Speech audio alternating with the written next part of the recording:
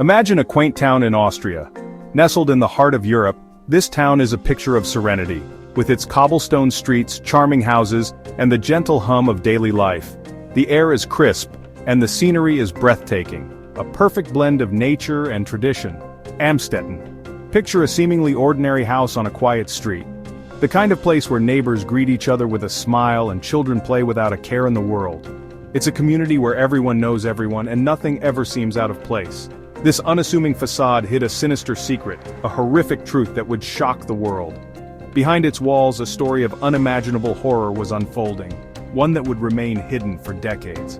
The house, with its neat garden and welcoming exterior, was a mask for the darkness within. Behind the walls of 40 Ibstrasse, a nightmare unfolded for 24 long years. This was the home of Josef Fritzl, a man whose name would become synonymous with evil. For over 2 decades he kept a dark secret that would eventually come to light, shocking not just the town of Amstetten, but the entire world. This is the chilling tale of Josef Fritzl, a man who imprisoned his own daughter Elisabeth in a hidden cellar beneath his home. For 24 years she lived in darkness, cut off from the world, enduring unimaginable suffering. The cellar, a place meant for storage, became a prison, a place of torment and despair. It's a story of unimaginable cruelty, resilience, and the enduring strength of the human spirit.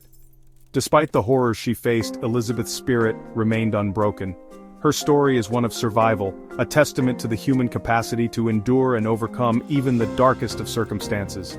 As the truth came to light, it brought with it a glimmer of hope, a reminder that even in the face of evil, the human spirit can prevail. August 28, 1984. It was a day like any other in the small town of Amstetten, Austria. The sun rose, people went about their daily routines, and life seemed normal. But for one family, this day would mark the beginning of a nightmare that would last for decades. An 18-year-old Elisabeth Fritzl vanished without a trace. She was a bright young woman with her whole life ahead of her. Her sudden disappearance left her family and friends in shock and disbelief. Her mother, Rosemarie, reported her missing almost immediately. She was frantic, calling everyone she could think of, hoping for any news about her daughter. The police were notified and an investigation was launched. The entire town came together to search for Elisabeth. Neighbors, friends, and even strangers joined the search parties, combing through forests, fields, and abandoned buildings. The police interviewed anyone who might have seen or heard something, but there were no leads. Josef Fritzl, Elisabeth's father, told the police a chilling lie. He claimed that Elisabeth had run away to join a cult. He described her as a troubled teenager who had been talking about leaving for some time. The police, with no evidence to the contrary, believed him. With no new information and no evidence of foul play, the case went cold. The police filed the paperwork, and the search efforts dwindled. Elisabeth's disappearance became just another unsolved mystery. Unbeknownst to the world, Elisabeth had not run away. She was not in some far-off place living a new life. She was trapped, just meters below her family's feet, in a dark and cold basement. The cellar was a hidden prison, meticulously designed to keep her captive. The door was reinforced, the windows were sealed, and the walls were soundproofed. Elisabeth was completely cut off from the outside world. Her father, her captor, had lured her into the cellar he had secretly built, locking her away from the world. He controlled every aspect of her life, from the food she ate to the air she breathed. For years, Elisabeth lived in this nightmare, hoping for a chance to escape. The cellar was a damp, dark, and cramped space. It was a place where light barely penetrated, and the air was thick with the smell of mold and decay. The walls were cold and clammy, and the floor was uneven and littered with debris. It was a place that seemed to suck the hope out of anyone who entered. It was Elisabeth's prison, her world for almost a quarter of a century. She was trapped in this nightmarish dungeon, cut off from the outside world with no hope of escape. The days turned into weeks, the weeks into months, and the months into years. Time seemed to stand still in that dark, oppressive space. Josef Fritzl would visit her in the cellar, subjecting her to repeated rapes and abuse. He was a monster in human form, a man who took pleasure in the suffering of others. His visits were a source of terror for Elisabeth, each one a reminder of her helplessness and despair.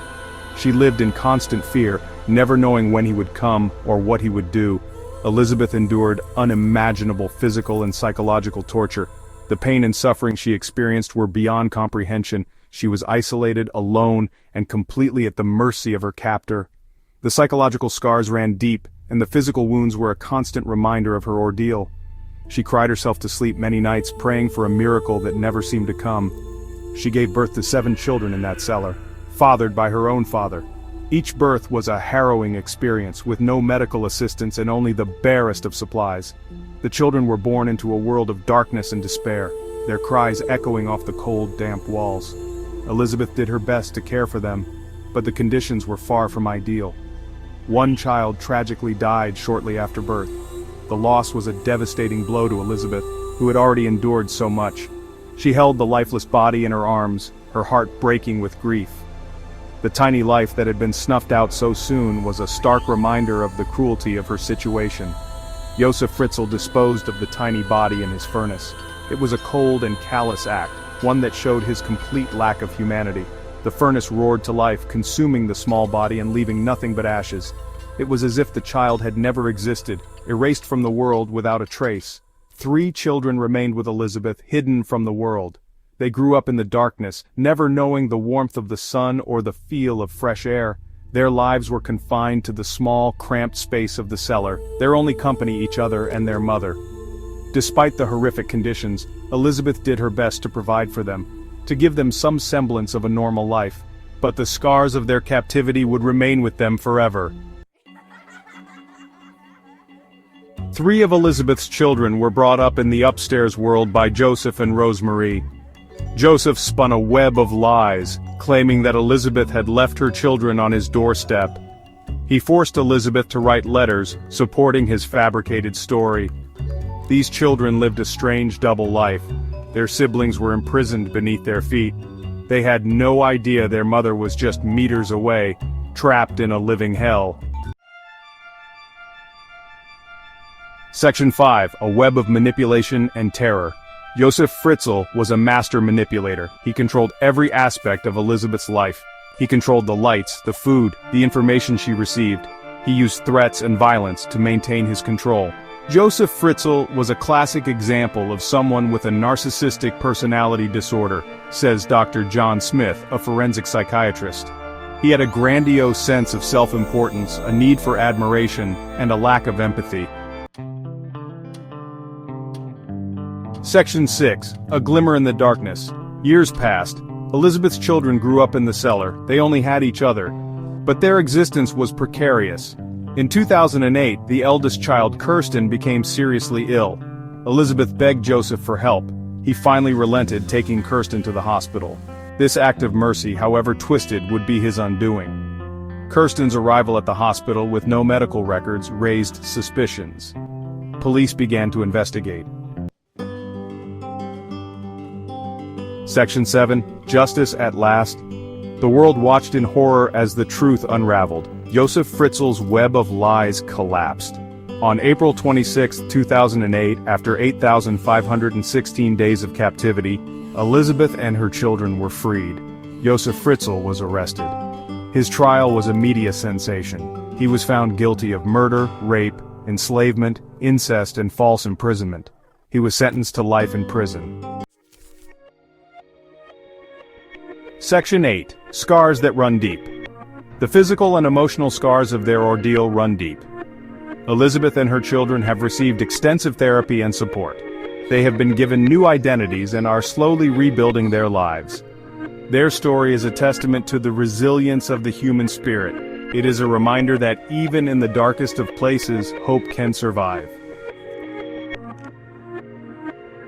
Section 9. Recognizing the warning signs. The Fritzl case is a chilling reminder that monsters can hide in plain sight. It highlights the importance of vigilance and speaking out against domestic abuse. If you suspect someone is a victim of abuse, please say something. Your voice could make a world of difference. Remember Elisabeth's story. Remember the importance of fighting for justice and protecting the vulnerable.